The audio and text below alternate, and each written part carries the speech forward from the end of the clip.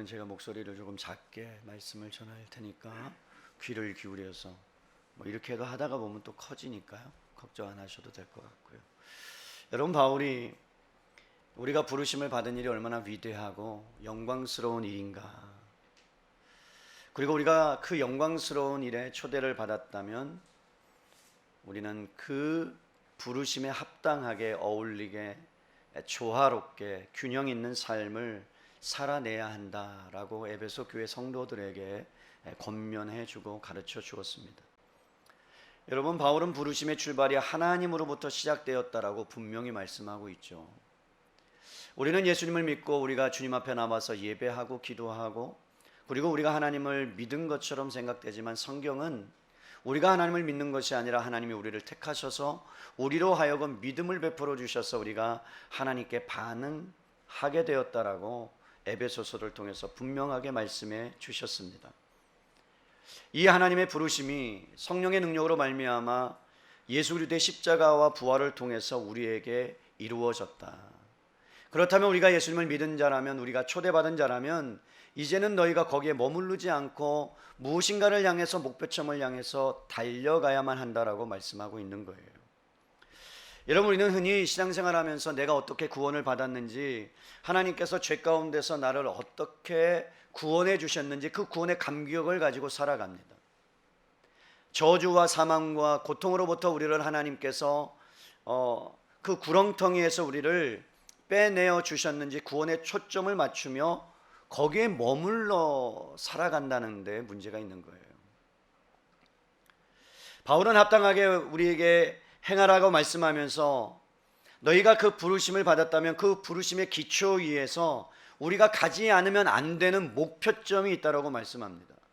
여러분, 우리가 달리기를 해도 100m 달리기를 하면 그 100m 뒤에 있는 그 목표점을 향하여 달려가듯이 마라톤의 42.19를 달려가면서 그 마지막 테이프를 끊을 때까지 여러분 힘이 들고 어렵더라도 그 종착점을 향하여 달려가는 것처럼 하나님께서 우리를 부르신 목적이 있다는 거예요. 목표점이 있다는 거예요. 만약에 여러분들의 자녀들이 장성하고 고3이 되고 그 좋은 학교에 갔다고 여러분 생각해 봅시다. 우리나라에서 제일 좋은 학교는 어디예요? 거기. 그죠? 여러분들 다 아시죠? 서울에 있는 대학교. 그죠? 서울 상대. 얼마나 좋은 대학교예요?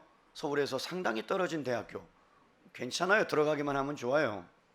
서울 약대는 어떤 대학교예요? 약간 떨어진 대학교죠. 서울대학교가 제일 좋다라고 합니다. 합격했어요. 얼마나 여러분 행복하겠어요? 그래갖고 막 그냥 자녀들이 막 소리 지르고 기뻐하고 막 전화하고 뭐 할머니 할아버지 뭐 다 그냥 기쁨을 나눴어요. 그리고 합격 통지서를 받았습니다. 대단한 일이죠. 우리 가정에서 이런 일이 일어나다니. 그래서 막 축하합니다. 그리고 여러분, 대학에 들어가는 게 당연한 거 아니에요? 합격 통지서를 받았는데 대학에 들어가지 않는 거예요. 그리고 오는 사람들마다 나 대학에 붙었다라고 합격 통지서만 보내주는 거예요. 보여주는 거예요. 여러분, 우리가 어쩌면 그리스도인들이 하나님께서 우리를 구원해 내셨어. 나 구원받았어. 이제 하나님의 자녀야. 나 이제 하늘나라에 가는 존재야. 죽으면 천국 가라는 그 사실 하나만으로 여러분 그것에 만족하며 살아가고 있지는 않은간 말이에요. 나 천국 따놨어. 나 천국 갈 수 있어. 그런데 여러분, 정말로 합격을 받았다면 대학에 들어가서 동역자도 만나고 친구도 만나고 선후배도 만나고 좋은 교수님 만나서 교제하고 그 안에서 누릴 수 있는 풍성한 것이 얼마나 많이 있습니까? 안타까운 것은 우리가 똑같이 합격 통지서를 받아놓고 구원을 받았다고 하면서 그 구원에 머무르고 더 나아가야 될 것들은 생각하지 아니하고 출발하지 아니하고 그 목표점을 향하지 않는다라는 거죠. 오늘 하나님께서 바울을 통해서 이렇게 말씀합니다. 너희를 새로운 백성으로, 새로운 교회로 부르신 분명한 목적이 있다. 너희가 그 부르심에 감격하는 것으로 머물러서는 안 된다. 앞으로 더 나아가야 될 일들이 우리 앞에 있다는 것을 말씀해 주고 있는 것이 오늘 본문의 말씀이에요. 여러분, 그것이 왜 중요합니까? 왜 이것이 중요할까요?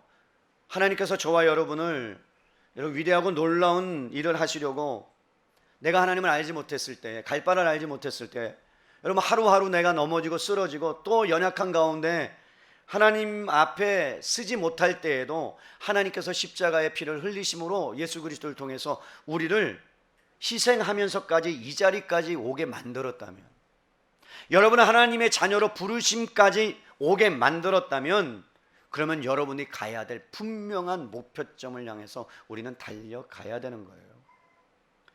그 이유가 무엇이에요? 오늘 성경에 보니까 3절에 이렇게 말씀합니다. 우리를 부르신 목적, 우리가 목표점이 뭐냐? 3절, 평안에 매는 줄로 성령이 하나 되게 하신 것을 힘써 지키라는 겁니다. 뭐라고요? 성령께서 하나 되게 하신 것을 힘써 지키는 거예요. 그런데 여러분 잘 보세요. 우리도 열심히 노력해라, 하나 되면 삶을 살아내거라, 그렇게 말하기 전에 보니까 성령이 이미 하나 되게 만들었다는 거죠. 여러분, 성령이 하나 되게 만들었다는 게 우리의 노력이나 우리의 애씀이나 우리의 무엇인가를 통해서 하나 되면 이루어질 수 없다라는 거예요. 이것이 출발점이죠. 그래서 1장 10절로 가보시면 이렇게 말씀해요. 하늘에 있는 것이나 땅에 있는 것이나 다 그리스도 안에서 통일되게 하려 하심이라. 사랑하는 성도 여러분, 하나님의 구원의 계획 가운데 제일 되는 목적은 연합이에요. 하나됨입니다. 왠 줄 아십니까? 이 땅 가운데 여러분, 하나님과 성부 하나님과 성령 하나님과 성자 예수께서 연합되고 하나됨의 역사를 삼위일체 하나님께서 펼쳐나가셨습니다. 사람을 만드실 때도 연합하셨어요. 세상을 창조할 때도 연합하셨어요. 보존하시면서도 연합하시고 계십니다. 하나 되어서 역사하고 계십니다. 그런데 죄가 들어왔어요. 하나됨을 파괴하기 시작합니다. 분열이 일어납니다. 여러분, 죄로 말미암아 죄가 들어오면 언제나 나누는 일들이 일어나요. 분리되는 일이 일어나요. 파괴되는 일이 일어납니다. 사람 속에 갈등을 일으킵니다. 다툼을 일으킵니다. 고통을 일으킵니다. 사람과 사람 사이의 관계를 깨뜨려 버립니다. 이간질시키고요, 불화하게 만들고요, 싸우게 만들고요, 다투게 만드는 것이 죄입니다. 이게 죄의 본질입니다. 그런데 하나님께서는 죄로 말미암아 어그러진 세상 가운데, 황폐된 세상 가운데, 파괴된 세상 가운데 그리스도 안에서 통일되게 하시는 것, 하나님과 화목하고 사랑과 화목하고 모든 하나님의 충만하심이, 하나됨이 이 세상 가운데 드러나는 것이 하나님이 우리를 부르신 목적이에요. 여러분, 한국교회는요, 세계 가운데 찾아볼 수 없는 너무나 많은 것들이 있어요. 여러 가지 좋은 장점들이 있어요. 그 반면에 교회의 다양성도 존재하긴 하지만 교단이 제일 많은 나라가 우리나라예요. 쪼개지고 분열되고 쪼개지고 분열되고, 뭔가 안 맞으면 또 분열되고. 그렇다면 여러분, 오늘 이 말씀이, 에베소 교회 성도를 향한, 교회를 향한 말씀이 이루어지지 않는 것이죠. 힘써 지켜야 될 교회가, 힘써 지켜야 될 교단이 무너지고 분열된다는 것은 우리가 성령이 하나 되게 하신 것을 우리가 하지 못하고 있다는 반증이기도 합니다. 예수님께서 이 땅에 오셔서 십자가에 죽으시기 전에 겟세마네 동산에서 땀방울이 핏방울이 되도록 기도하셨습니다. 그러면서 제자들을 향하여 여러분, 가장 핵심적인 말씀이 요한복음 15장, 16장, 17장에 나와요. 우리 요한복음 17장 11절에 가보면 예수님께서 제자들을 향하여 간절한 마음을 가지고 하나님 앞에 기도하는 장면이 나옵니다. 요한복음 17장 11절이에요. 177페이지입니다.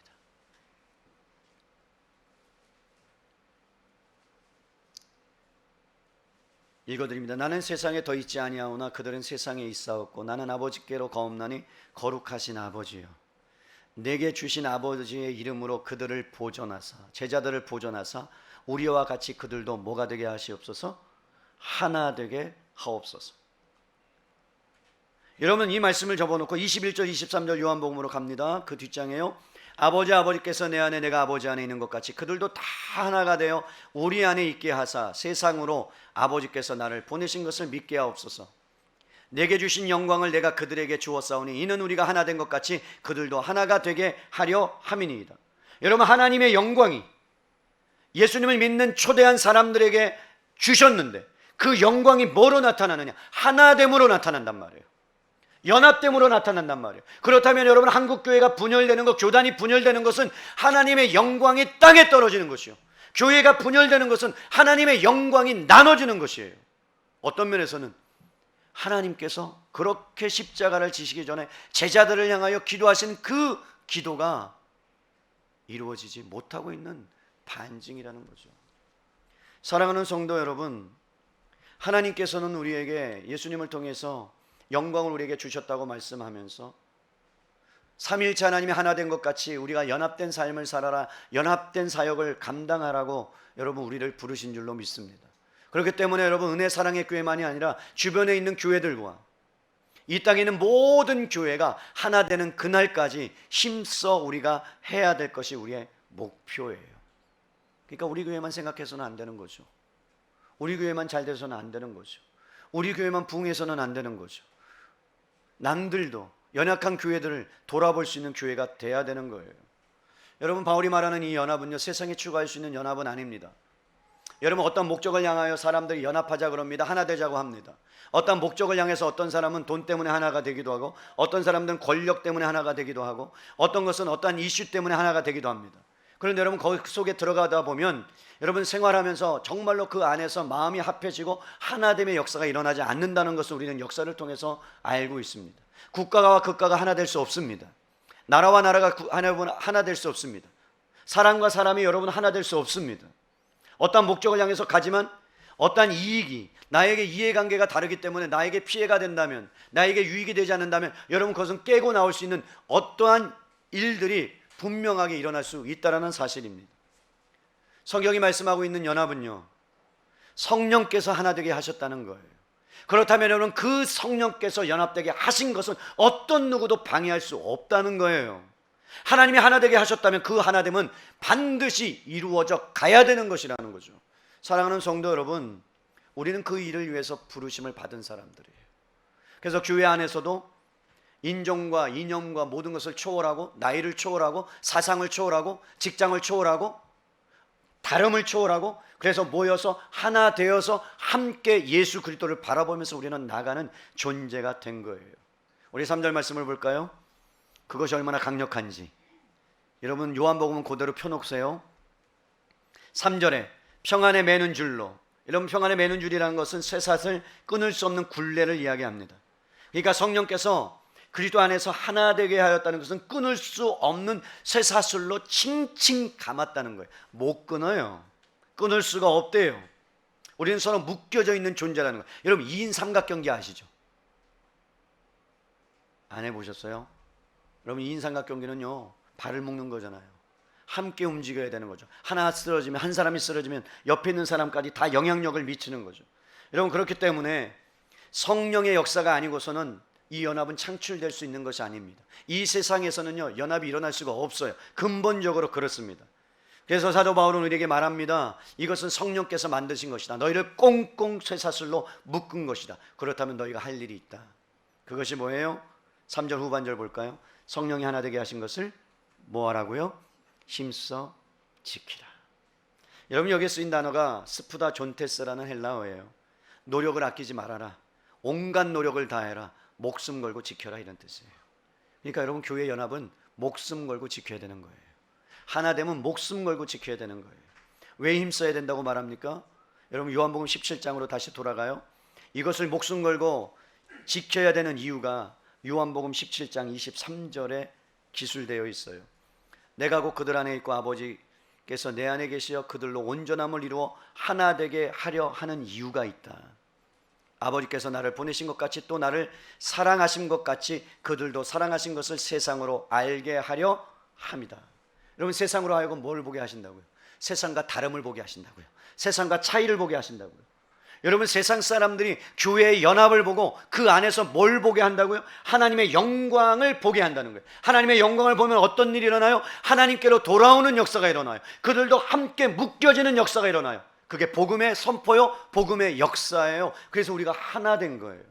사랑하는 성도 여러분, 하나님의 백성들은 성령으로 묶여있기 때문에 하나님의 말씀 안에서 힘써 지켜가고, 분열되었던 우리의 마음이 함께 일하고 함께 하나님의 은혜 가운데 그 안에서 주님이 주신 하나됨을 경험하며 살아갈 수 있다는 겁니다. 왜냐하면 세상은요, 어떠한 것으로도 하나가 될 수 없다고 말씀드렸잖아요. 이념을 초월하고 사상을 초월하고 인종을 초월하고요, 신분과 개성, 나이와 가치를 초월해서 하나 될 수 있는 방법은 이 세상의 방법으로는 불가능합니다. 오직 십자가로만 가능합니다. 예수의 피로만 가까워졌다라고 말씀합니다. 근데 그 역사의 중심에 성령의 역사가 있다라고. 그래서 성령께서는 복음을 통하여 여러분 말씀이 선포되게 하시고, 그 말씀이 사람으로 하여금 반응케 하시는 성령의 역사로 말미암아 우리가 하나 되는 거죠. 연합되는 거죠. 그래서 고린도전서 12장 13절에 이렇게 말씀해요. 유대인이나 헬라인이나 종이나 자유자나 다 한 성령으로 세례를 받아 한 몸이 되었다. 사랑하는 성도 여러분, 하나 되면 어떤 구조가 아닙니다. 시스템이 아닙니다. 여러분, 어떤 시스템을 만들어 놓고 그 안에 들어가면 하나 되지 않습니다. 여러분, 어떤 구조를 만들어 놓고 거기에 들어가면 여러분 하나 되지 않습니다. 거기에 성령의 역사가 있어야 되는 것이고, 그리스도의 보혈의 능력이 그 안에 있어야 되는 겁니다.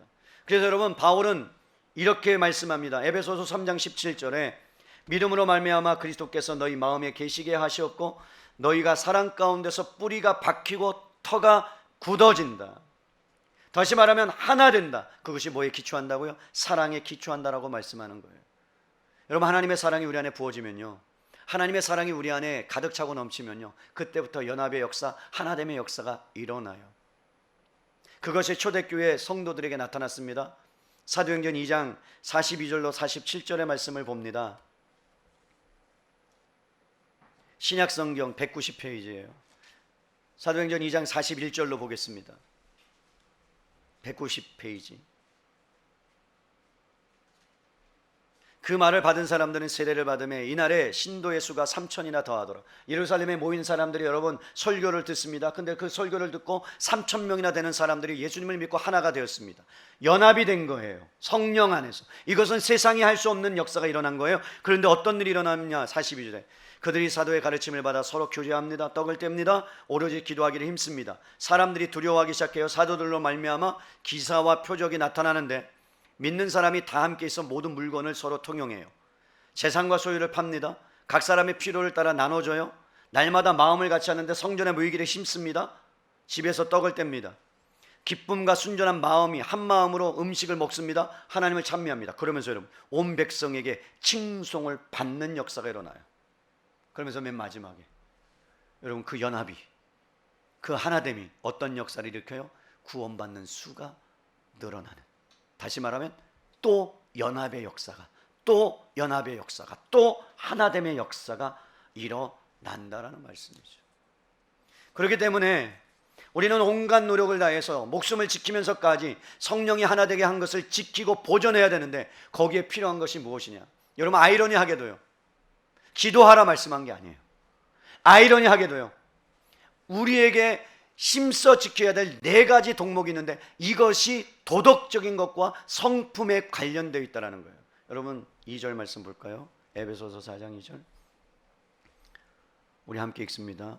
시작. 모든 겸손과 온유로 하고 오래 참음으로 사랑 가운데서 서로 용납하고. 먼저는 여러분 기억하세요. 겸손이에요. 겸손. 그러니까 여러분 하나됨이 힘써 지키기 위해서 막 기도해갖고 하나님 하나 되게 해주십시오 기도해야 돼요.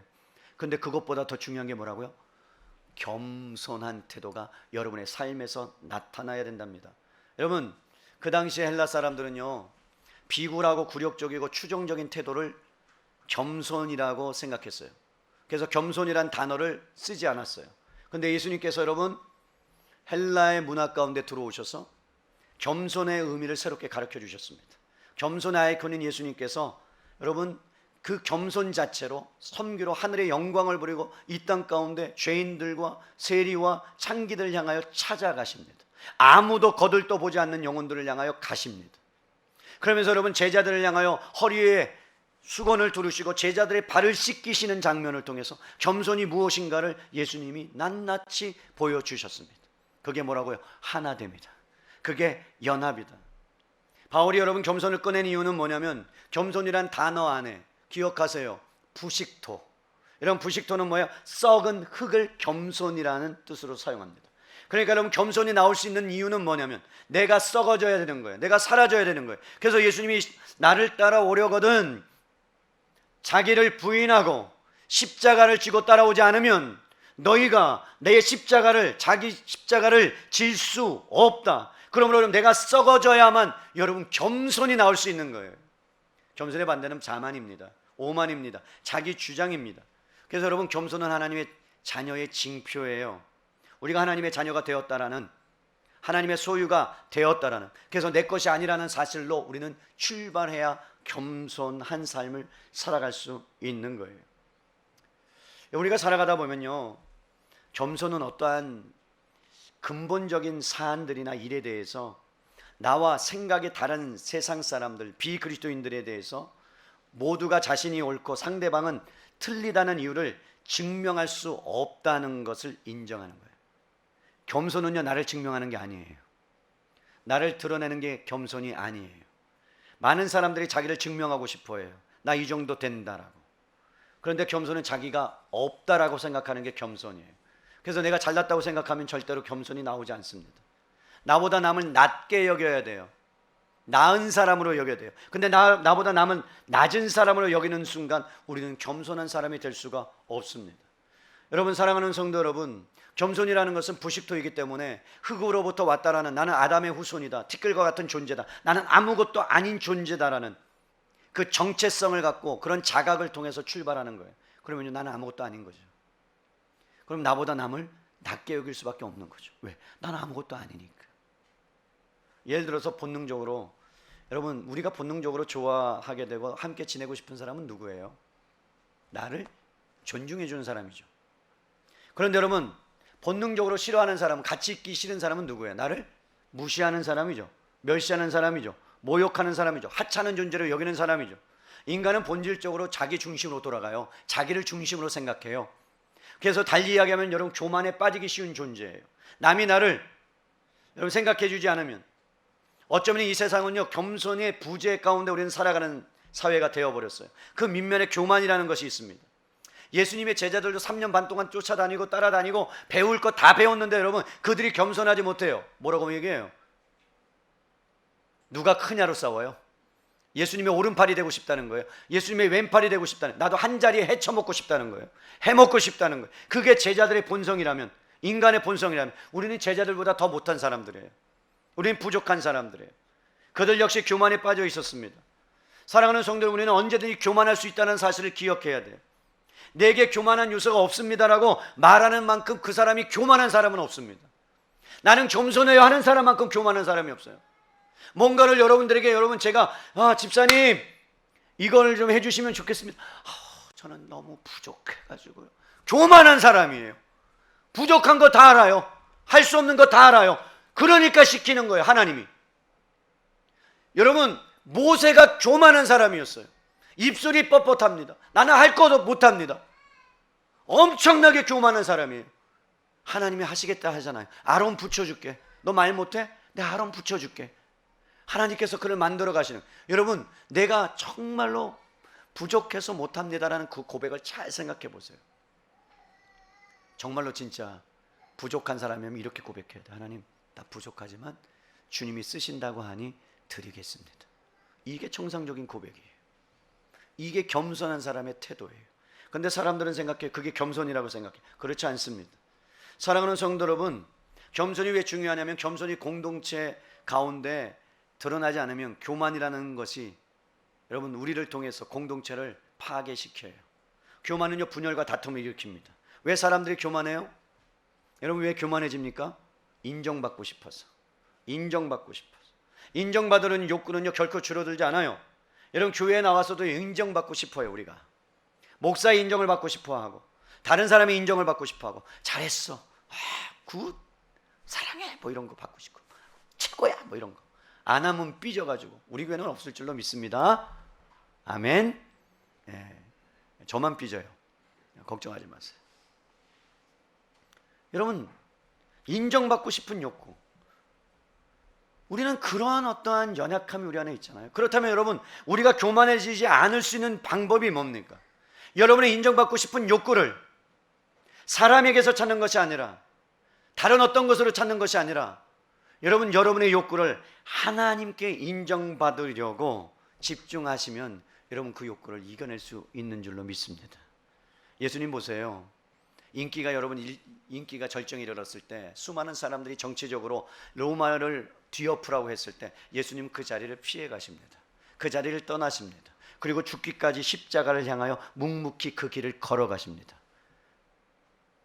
그 목표점을 향하여 가는 거예요. 그랬을 때 하나님께서 어떻게 하세요? 예수 그리스도를 십자가에 죽으시기요, 그리고 승천하시고 하늘의 보좌의 우편에 앉으시는 놀라운 여러분 역사를 일으키십니다. 바울은 겸손을 통해서 우리가 낮아지면 하나님께서 저와 여러분을 높여주신다고 약속해 주셨어요. 사랑하는 성도 여러분, 겸손은 우리가 하나님 앞에서 아무것도 아닌 존재다라는 사실을 기억하는 거예요. 내가 사라져야 돼요. 내가 없어져야 돼요. 그는 끊임없는 뭐예요? 육체의 소욕과 싸우는 거예요. 성령의 소욕을 따라내는 거예요. 자기를 부인하는 작업이에요. 그래서 쉽지 않아요. 피 흘리기까지 싸워야 되는 여러분, 그러한 부분이 우리에게 있는 거예요. 그러면서 바울이 우리에게 두 번째로 뭘 말씀하고 있어요? 온유를 말합니다. 여러분, 온유라는 이름을 짓는다고 그 사람이 온유한 거 아니죠. 성경에 나오는 하나님으로부터 온유한 자다라고 칭함을 받은 사람이 누굽니까? 모세예요. 여러분, 모세가 온유했습니까? 여러분, 모세가 자기 동족이 막 핍박당하는 걸 보고 한 대 딱 때렸더니 그냥 갔어요. 돌아가셨어. 그러면서 여러분 설기를 부리면서 도망갔죠. 반석 막 그 백성들이 원망하니까 막 지팡이로 그냥 반석을 내리쳐갖고 애따 모르겠다 그래갖고 여러분 설기를 부렸던 그 모세를 향하여 하나님이 온유한 자라고 말합니다. 그러면 여러분, 온유한 자라는 뜻이 뭡니까? 사랑하는 성도 여러분, 성경에서 말하는 온유는 어떤 뜻일까요? 진짜 모세가 온유한 사람이었습니까? 맞죠, 성경이 말한다면. 그러면 여러분, 온유라는 것에 대해서 우리가 알아야 돼요. 마음이 부드럽다, 그것이 온유를 뜻하는 것은 아닙니다. 이런 불쌍히 여기는 마음, 동정심과 자비심이 드는 마음이 온유예요. 이런 뜻이에요. 심을 가지고 있는데 그것을, 그 심을 자기를 위하여 사용하지 않는 것이 온유입니다. 여러분, 잘못된 것을 보고 분노해야 마땅합니다. 맞죠? 그런데 반드시 분노할 줄 알아야 됩니다. 그러나 여러분, 분노해서 안 해야 될 때, 분노하지 않아야 될 때는 절대로 분노하지 않고 하나님의 손에 길들여진 사람이 온유한 사람이에요. 모세가 여러분 처음에는 온유하지 않았어요. 그런데 하나님 앞에 붙들린 바 됩니다. 40년이라는 시간 동안 광야에서 훈련을 받습니다. 그러면서 하나님의 음성에 귀를 기울입니다. 하나님 말씀에 순종합니다. 그러면서 그의 삶이 하나님께 붙들린 바 되는 삶으로 바뀌어집니다. 그래서 하나님께서 뭐라고 말씀하시느냐? 너가 내 음성에, 내 말에 귀를 기울이는구나, 순종하는구나, 너는 온유한 자야. 이것이 여러분 온유의 뜻이에요. 성경적인 뜻이에요. 여러분, 여기에 수건이 있어요. 이걸 스펀지라고 한다면, 여러분, 스펀지는요 이렇게 쫙 쥐면 그 상처, 그 힘을 그대로 받아냅니다. 맞죠? 그런데 스펀지의 놀라운 능력이 뭐예요? 놓으면 원상복구가 된다는 거예요. 온유라는 것은 그거예요. 누군가, 다른 사람이 여러분들에게 아프게 당하고 힘들게 만들지라도 그것을 받아내요. 하나님의 말씀과 하나님의 은혜로. 그리고 복구해내요. 원상으로요. 그게 뭐라고요? 온유한 자예요. 사랑하는 성도 여러분, 어떻게 하면 우리가 스펀지처럼 자신도 상하지 아니하고 다른 사람도 상하지 않게 하는 온유한 자가 될 수 있을까요? 여러분, 성경은 말씀합니다. 온유한 자가 되기 위해서는요, 성령의 열매가, 온유의 열매가 있어요. 성령의 은혜가 필요해요. 그러면서 우리가 해야 될 게 있어요. 기억하세요. 멈추셔야 돼요. 뭐라고요? 멈추셔야 돼요. 그래서 무엇을 해야 되냐? 하나님의 말씀에 귀를 기울이셔야 돼요. 내 안에 상처가 왔을 때, 내 안에 화가 올라왔을 때, 내 안에 무엇인가가 여러분 발현될 때 멈추세요. 그리고 하나님의 말씀에 귀를 기울이세요. 그렇게 될 때 여러분은 하나님의 사로잡힌 자가 되어서 온유한 자가 되는 거예요. 여러분, 오늘 성경 말씀의 2절에 겸손과 온유로 하고 그 앞에 모든이라는 단어가 나왔어요. 참 이것이 없었으면 괜찮았을 텐데, 너무나도 모든이라는 단어가 들어가므로 어떠한 상황에서든지 언제든지 무엇을 하든지 어떤 상대를 만나든지 내가 없어지지 않으면 이것은 불가능하다. 그래서 여러분, 겸손은 마음의 태도를 이야기한다면 온유는 그 마음의 겸손이 바깥으로 나타난 것이 행위가 여러분 온유예요. 농사를 지는 어떤 사람이 있었습니다. 농사를 지려고 하니까 조금 고지대에 있었어요. 그리고 밑에는 다른 사람이 농사를 짓는 논이 있었어요. 그래서 여러분 농사를 잘 짓기 위해서는 물을 제때 잘 대야 되니까 이 위에 사는 한 기독교인이 물을 대기 위해서 밑으로 내려가 갖고 수차례를 돌려, 그러니까 물을 끌어올리는 것을 돌려서 반나절을 열심히 돌려야 물을 댈 수 있는 거예요. 그래서 열심히 물을 댔어요. 그런데 여러분 밑에 있는 사람은 여러분 믿지 않는 사람이에요. 근데 너무나도 화가 나는 것은 뭐냐면 논과 논 사이에 물꼬를 한번 딱 터놓는 거예요. 그러면요 위에 있는 물이 자유낙하로 인해서 자기의 밑으로 흘러가는 거예요. 뭐 하루 정도는 그렇다 생각해요. 그런데 여러분 그것이 하루가 지나고 이틀이 지나고 열흘이 지나고 계속해서 그럼 여러분 어떨 것 같으세요? 어떨 것 같으세요? 예? 초인종 눌러야죠. 나와! 막 이러면서 그래야 될 거 아니에요? 고민이 됐어요. 기독교인이니까, 예수님 믿는 사람이니까. 그러면서 여러분 회의를 열었습니다. 지혜자를 구했습니다. 그러면서 이야기를 나눠요. 그냥 참는 것이 능사가 아니라 그 사람에게 옳은 것이 무엇인지를 따끔하게 알려줘야 됩니다 라고 이구동성 막 여기저기서 말합니다. 그게 맞죠? 여러분 맞잖아요. 그거 당연한 거잖아요. 그런데 어떤 한 분이 딱 지그시 연세가 든 분이 일어나서 이렇게 말씀하셨대요. 여러분 우리가 옳은 일 하는 거 중요하죠. 정말 중요하죠. 그런데 그것이 진리는 아니잖아요. 진리는. 그죠? 옳은 일 하는 건 좋은 건데 그보다 더 큰 일을 한번 해봅시다 라고 제안을 했대요. 여러분 더 큰 일이 뭘까요? 물을 아예 대주는 거예요. 아래부터. 그래서 수차를 돌려가지고 밑에 논부터 물을 채우고 그 다음에 다음 날은 자기 논에 물을 채우도록 그렇게 제안을 했다는 거예요.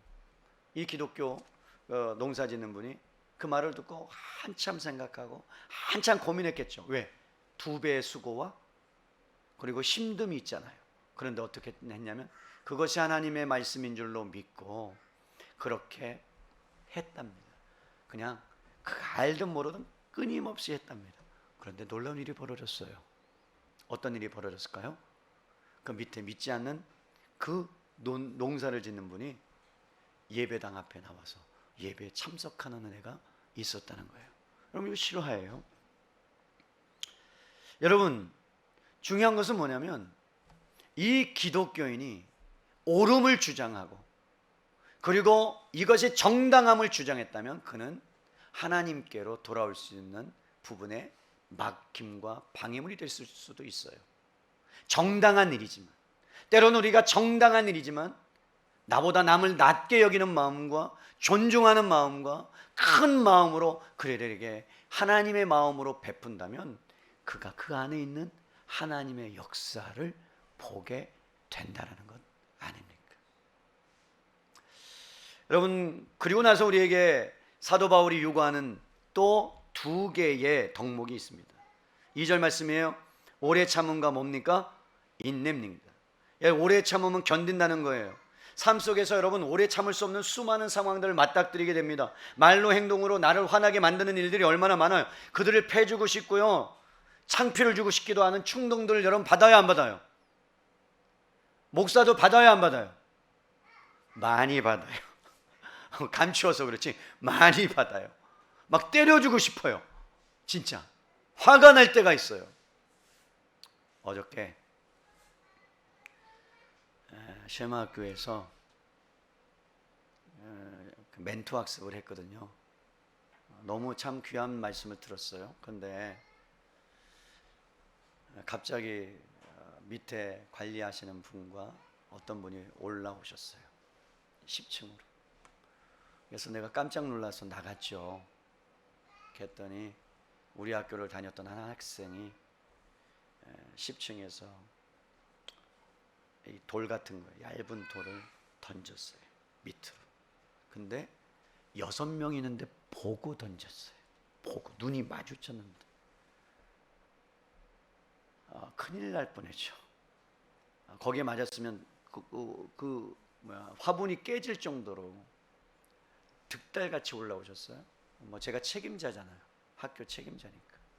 만나서 정말 죄송하다고 말씀드렸어요. 이거는 죄송하다는 말로 안 됩니다. 왜? 크게 다칠 수도 있는 사건이어서 너무 죄송하다고, 잘못했다고, 애가 잘 몰라서 그랬으니까 좀 용서해 달라고. 그래서 잘 마무리하고 내려갔어요. 그 친구를 불렀습니다. 누구야? 왜 그렇게 하고 싶었어? 제가 막 화가 났지만 왜 그렇게 하고 싶었어? 잘 모르겠어요. 그냥 던지고 싶었어요. 그것이 조절이 안 되는 부분이 있는 거죠, 아이한테. 다행히 그래도 안 다쳐서, 그래서 제가 꿀밤을 한 대 때렸어요. 아프지? 네. 그럼 목사님이 너를 이렇게 하는 신용만으로 해도 너 아프다라고 느낄 수 있지? 네. 똑같은 거야. 네가 이것을 던지려고 하는 그 행동 자체가 그 사람들에게는 위협이 되고, 그리고 무서운 행동의 결과를 나타낼 수 있는 거야. 어떻게 생각해? 맞아요. 그래서 마무리하고 보냈어요. 근데 그 어머니한테 전화가 왔어요. 어저께 통화하고 싶다고. 20분 내내 우셨어요. 이유는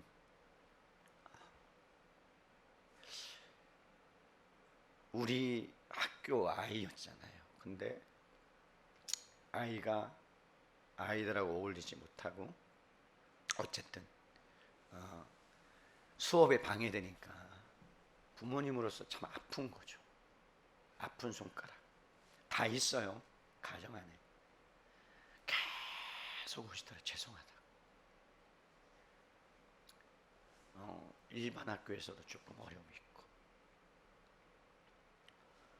또 여러 가지 어려움이 있고, 그 이야기를 들었을 때 제 마음에 쉐마 학교가 이렇게 품을 수 없을까? 다시 이렇게 할 수 없을까? 근데 그 마음이 제 안에 드는 거예요. 할 수만 있으면 저는 이렇게 하고 싶어요. 품고 싶어요. 이런 생각이 들었어요. 내가 월요일만 빼고 화요일부터 금요일까지 아침 7시부터 저녁 8시까지 교회에 있으니까 우리 학교 오게 하고 내 목양실에다 놓고 같이 대화하면서, 야, 이거는 이거야, 이거는 이거야, 이거는 이거야 가르쳐줘서 아이가 좀 변할 수 있다면 내가 그렇게 해볼까?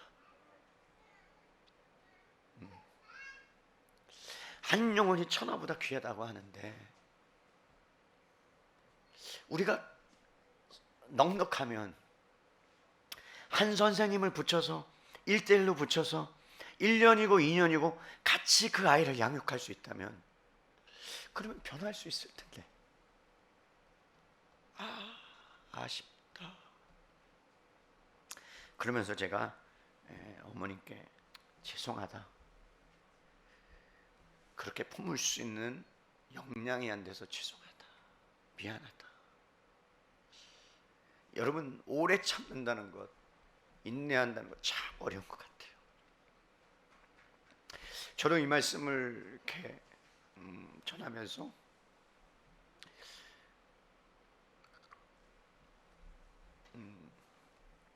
저도 이렇게 참지 못하는 부분이 있거든요. 늘 어떻게 하면 오래 참고 견뎌낼 수 있을까 고민이 되거든요. 그러면서 하나님, 왜 매번 말씀을 전할 때마다 나의 연약함을 드러내십니까?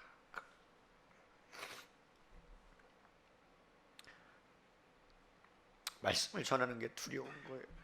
내가 못하니까.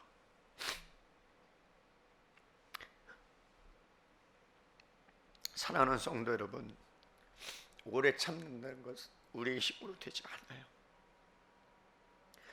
하나님이 오래 나를 참으셨기 때문에, 나를 기다려 주셨기 때문에 있는 거예요. 만약에 하나님이 나를 참아주지 않았다면 나는 이 자리에 설 수 없고 여러분들도 이 자리에 설 수 없는 거예요. 하나님의 나라가 이제 곧 올 텐데, 예수님이 재림할 텐데, 그런데 왜 우리가 예수님의 재림이 늦게 오시냐 하면, 성경에 보니까 한 영혼이라도, 천하보다 귀한 영혼이 구원받는 그 수가 늘어나기를 원하는 그 하나님이 기다리고 기다리고 기다려서 영혼들이 주님 앞에 나와서 하나님을 찬양하고 예배하는 그 마음을 주님이 갖고 있기 때문에 여러분, 우리가 존재하는 거예요. 사랑하는 성도 여러분, 우리 중에 단 한 사람도 하나님이 오래 참지 않았다면 우리는 남아있을 사람이 없습니다. 하나님의 사랑이 우리 안에 부어졌기 때문에 우리가 존재하는 것입니다. 인내하고 견딜 수 있는 이유는 하나님이 우리를 견뎌내셨기 때문에, 하나님이 속을 다 썩을 때까지 썩이고 참아내셨기 때문에 우리가 존재하는 거예요. 그렇기 때문에 그 사랑을 알고 그 오래 참음을 안다면 우리는 사람들에 대해서 참아낼 수 있어야 합니다. 저도 그거 잘 못합니다. 이번 한 주간 그렇게 못했습니다. 참아야 됨에도 불구하고 못했습니다. 그래서 또 이 말씀 앞에 하나님이 그런 연약한 존재입니다, 은혜를 주십시오라고 기도하는 겁니다. 화가 나요. 견딜 수 없는 거죠. 후회함에도 불구하고. 그러나 다시 한번 하나님의 은혜를 구하면서 다시 불쌍히 여겨달라고, 그렇게 살아보겠다고 하면서 또 나아가는 게 우리의 삶이요, 우리의 모습입니다. 주님이 그러면서 말씀합니다. 용납하는 삶을 살아라. 여러분, 용납이라는 것은 뭐냐면 관용이에요. 관용이 뭔 줄 아세요? 기독교인들이 너무 못하는 것 중에 하나가 관용이에요. 여러분, 이 외국 사람들은 만나서 대화를 하고 종교가 다르면요, 그들을 인정해 줍니다. 불교 신자를 만나면 그가 평안하다고 한다면 이렇게 얘기해요. 그러냐고, 그 평안을 당신이 누리고 있냐고. 그럴 수 있다고. 그러면서 우리는 이렇게 이야기하죠. 당신이 누리는 평안보다 나는 더 큰 평안을 누리고 있다고 인정할 수 있다고. 그게 관용이에요. 예수님으로만 구원받는다는 그거는 변할 수 없지만, 그러나 다른 것들은 관용하고 우리가 포용할 줄 아는 그런 넓은 마음을 가지고 있어야 돼요. 진리가 아니라면 그것들을 인정해 줄 수 있는 마음이 있어야 돼요. 제가 여러분 때로는 여행을 갔는데 절에 갔다고 치십시다. 근데 배가 고팠어요. 그러면 여러분, 절밥 먹을 수 있습니까, 없습니까? 충분히 먹을 수 있다고 저는 생각합니다. 주님이 주신 음식이니까 감사함으로 먹을 수 있다고 생각합니다.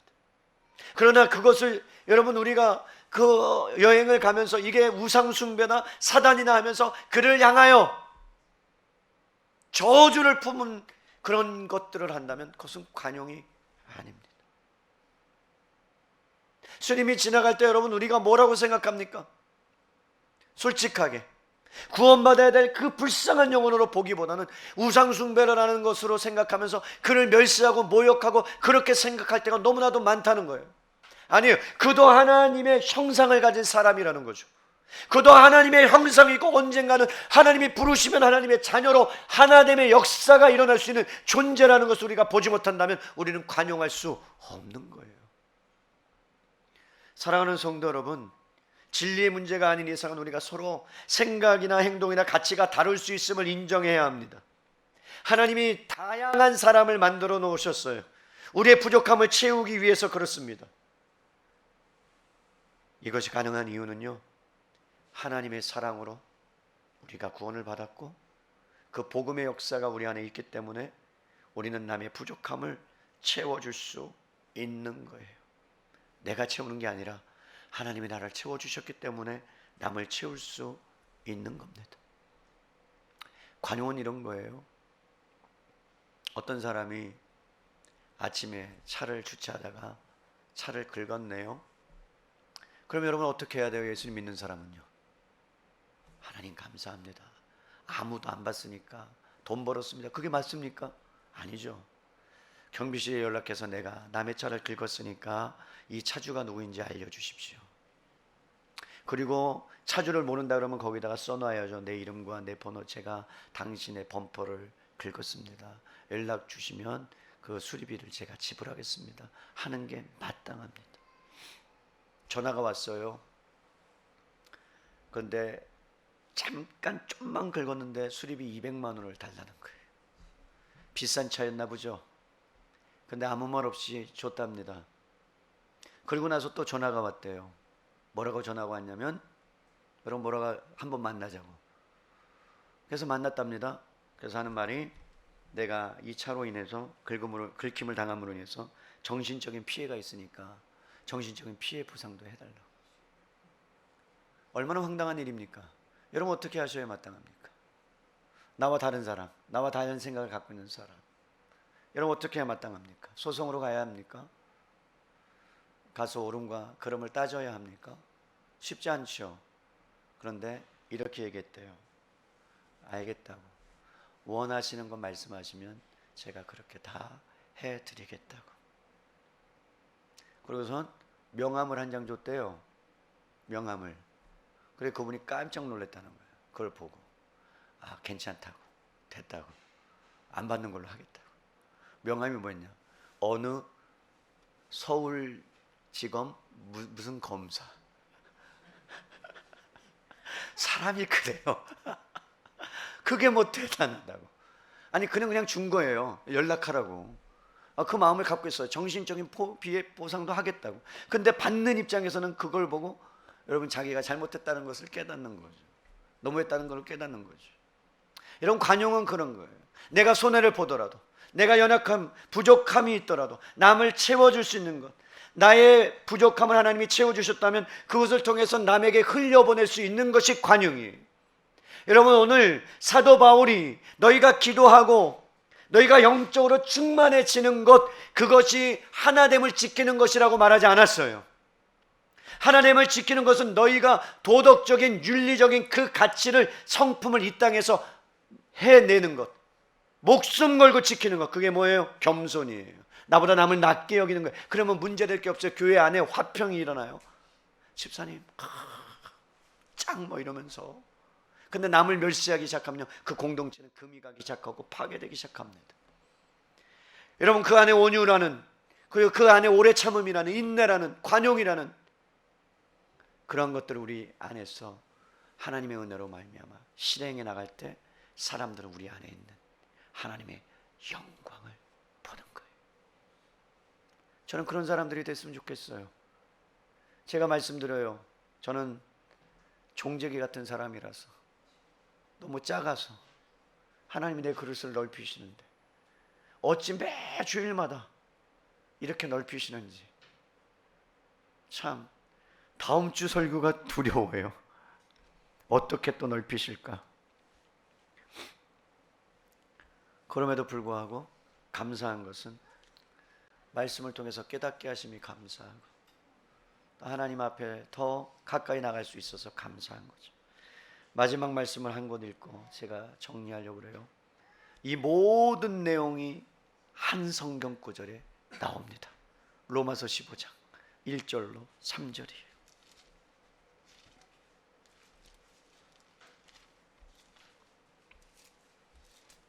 로마서 15장 1절로 3절.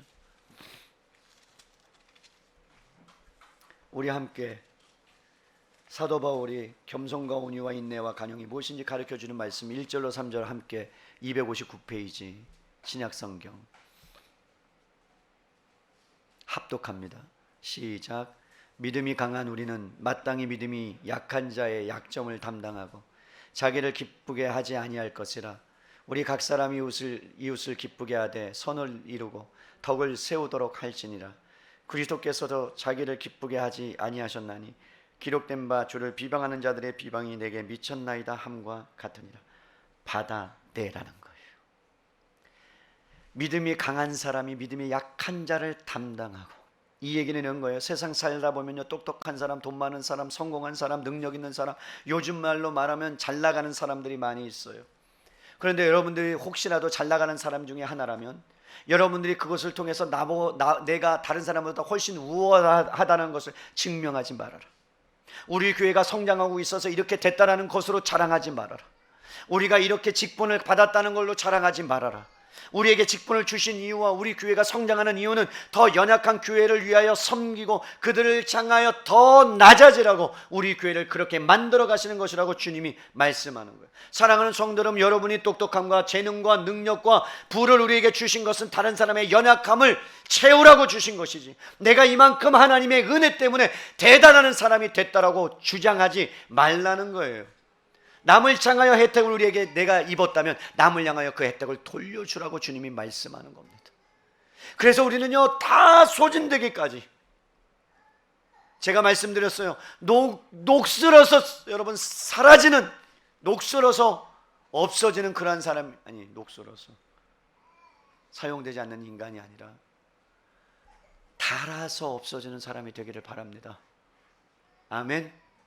닳아서 없어지세요. 녹슬어서 쓸모없는 존재가 되지 마시고요, 여러분들이 주시는 그 모든 것을 복음을 향하여 마음껏 지키고 보존하는데 사용할 수 있기를 주님의 이름으로 간절히 축원합니다. 그게 우리가